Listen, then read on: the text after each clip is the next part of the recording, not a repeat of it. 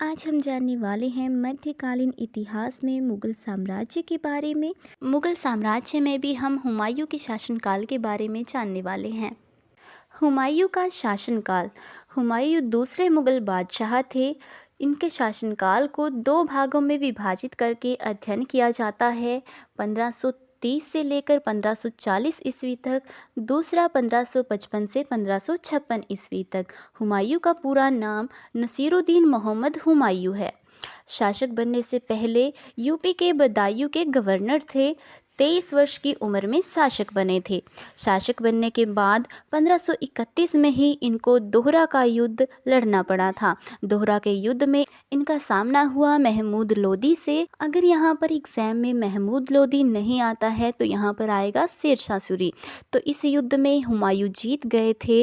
इस युद्ध के बाद 1533 में हुमायूं ने दीन पनाह नगर की स्थापना की थी, जो कि दिल्ली में है। ये मोस्ट इम्पोर्टेंट टॉपिक है हुमायूं के शासनकाल का कि दीन पनाह नगर की स्थापना 1533 में हुमायूं ने की थी और यहीं पर इसकी मृत्यु होती है। 1539 में चौसा का युद्ध हुआ था। चौसा का युद्ध हुमायूं के शासनकाल का सबसे इम्पोर्टेंट पॉइंट है, चौसा का युद्ध, तो इसको याद रखना है। चौसा के युद्ध में हुमायूं का सामना शेरशाह सूरी से हुआ था और इस युद्ध में शेरशाह सूरी जीत गए थे, हुमायूं हार गए थे। हुमायूं जान बचाकर भाग गए थे और गंगा नदी में कूद गए थे जान बचाने के लिए। तो गंगा नदी में तो कूद गए लेकिन इनको तैरना नहीं आता था, तो वहाँ पर ये मरने ही वाले थे कि एक भिस्ती नामक मछुआरे ने हुमायूं की जान बचाई थी। कब बचाई थी? चौसा के युद्ध के बाद 1539 ईस्वी में। तो हुमायूं ने बताया कि मैं मुगल सल्तनत का बादशाह हूँ और अगर मैं दोबारा बादशाह बनता हूँ तो मैं तुम्हें ज़रूर याद करूँगा। इसके बाद 1540 में बिलीग्राम का युद्ध हुआ, जिसे हम कनौज के युद्ध के नाम से भी जानते हैं। इसमें भी हुमायूं का सामना शेरशाह सूरी से होता है और इसमें भी शेरशाह सूरी जीत जाते हैं और इसके बाद सूरी साम्राज्य की स्थापना होती है। 15 वर्षों तक सूरी साम्राज्य रहता है, यानी कि हुमायूं भाग जाते हैं भारत से पाकिस्तान, पाकिस्तान से ईरान। इसके बाद वो 15 वर्षों बाद लौटेंगे जब शेरशाह सूरी मर चुके होंगे। तो 15 वर्षों बाद बैरम खां के साथ वापस भारत लौटते हैं मई 1555 ईस्वी में।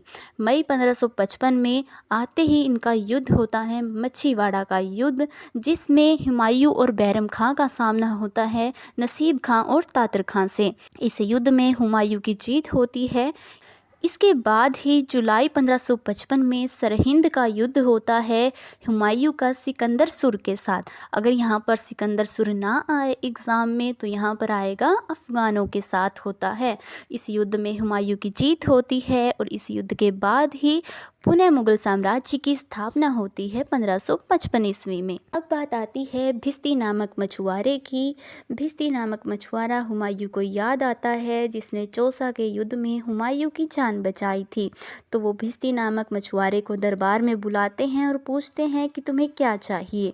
तो भिस्ती नामक मछुआरा एक दिन का मुगल शासक बनने के लिए कहता है, तो हुमायूं उसे एक दिन का मुगल शासक बना देता है। भिस्ती ने मुगल शासक बनने के बाद चमड़े के सिक्के चलाए थे। तो क्वेश्चन यहाँ से आता है कि चमड़े के सिक्के किस मुगल बादशाह ने चलाए थे? भिस्ती ने चलाए थे। हुमायूं ने सोने के सिक्के चलाए थे। के बाद 1556 में ही हुमायूं की मृत्यु हो जाती है। दीन पनाह नगर में होती है। दीन पनाह नगर में स्थित शेर मंडल नामक लाइब्रेरी की सीढ़ियों से गिरने से इनकी मृत्यु होती है। अफ़ीम का बहुत अधिक सेवन करते थे, तो ऐसा माना जाता है कि अफ़ीम के सेवन के कारण इनको चलने में दिक्कत होती थी, यानी कि ये हिलते डुलते चलते थे, तो इसी वजह से सीढ़ियों से गिर गए थे। तो यहाँ से क्वेश्चन आता है कि अफ़ीम का सबसे अधिक सेवन करने वाला मुगल बादशाह कौन था? हुमायूं था। हुमायूं की मृत्यु 1556 में हुई। किस नगर में हुई? दीन पनाह नगर में हुई, जो कि दिल्ली में है। और किस लाइब्रेरी में हुई? शेर मंडल नामक लाइब्रेरी में हुई। तो ये क्वेश्चन यहाँ से आते हैं। अब कुछ निर्माण कार्यों की बात कर लेते हैं। हुमायूं से जुड़ा एक ही निर्माण कार्य है, वो है हुमायूं का मकबरा, जो कि उत्तरी दिल्ली में स्थित है।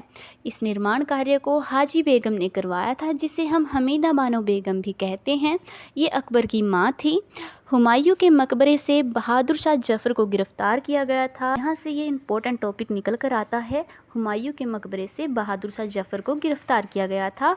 हेडसन नामक अंग्रेजी अधिकारी ने गिरफ्तार किया था। हुमायूं के मकबरे को ही ताजमहल का पूर्वज कहा जाता है। क्वेश्चन आता है यहाँ से।